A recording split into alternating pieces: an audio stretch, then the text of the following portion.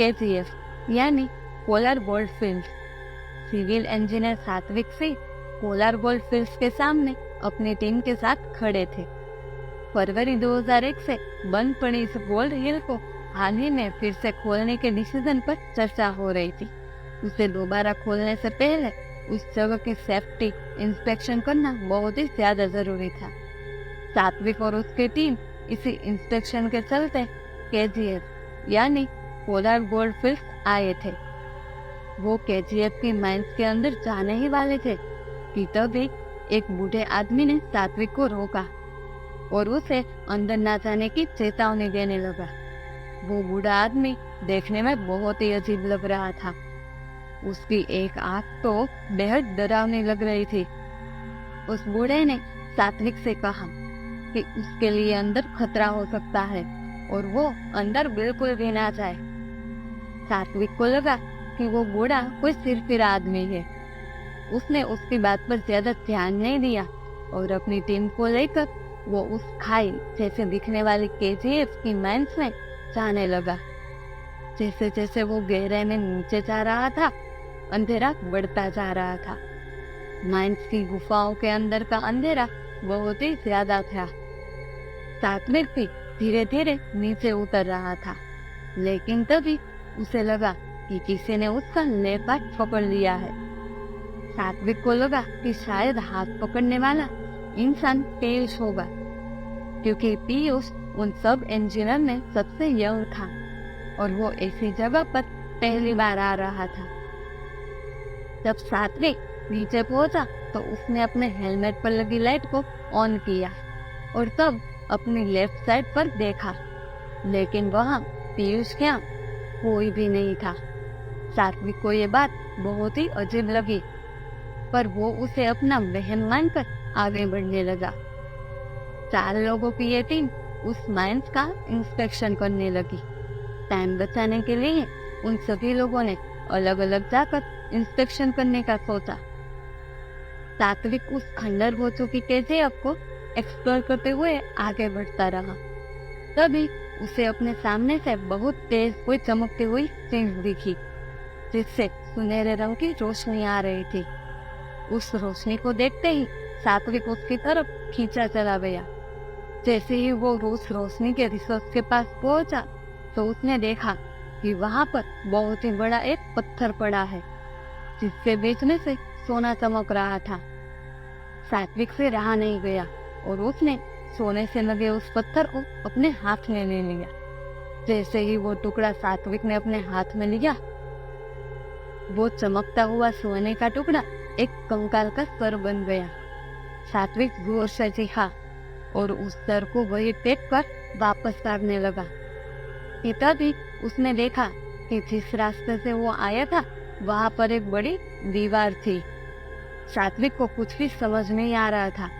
वो जोर शोर से अपने टीम वाले को आवाज लगाने लगा और कुछ ही सेकंड के बाद सात्विक को ऐसा लगा जैसे उसे भी किसी ने पुकारा हो। सात्विक उस आवाज की तरफ जाने लगा। केजीएफ के माइंस में अब अंधेरे के साथ साथ सात्विक को घुटन भी महसूस हो रही थी। सात्विक डरा सहमा हुआ सा उस आवाज की तरफ चले जा रहा था। उस रास्ते पर चलते हुए सात्विक की नजर अपनी दाई तरफ गई। उसने जो देखा उसे देखकर वो सुन्न पड़ गया। वहाँ एक बड़े से पत्थर से टेके लगाए हुए एक इंसान कंकाल पड़ा हुआ था।